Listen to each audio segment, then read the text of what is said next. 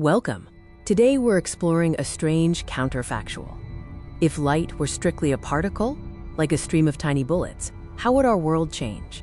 We've learned that light acts as both a wave and a particle. But what happens if we remove the wave side entirely? Let's strip reality down to just particles.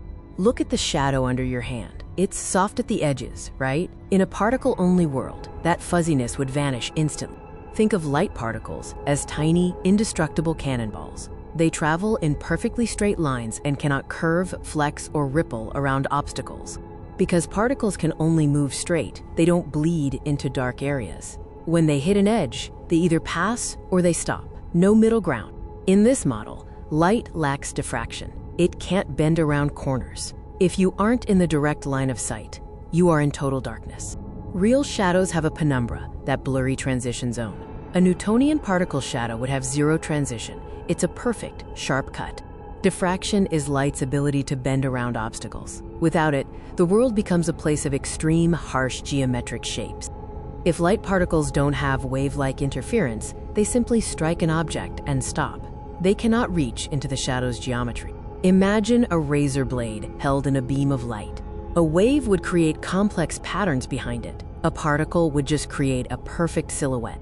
Every shadow you see, under a tree, behind a building, is actually the result of light's wave nature combined with our large non-point light sources.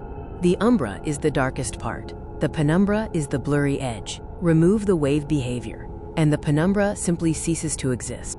Without the wave properties of light, your room would look like a stark, high-contrast computer render from the 1980s. Our eyes rely on soft light to judge depth. Without soft transitions, textures would flatten out, and gauging distances would be incredibly difficult.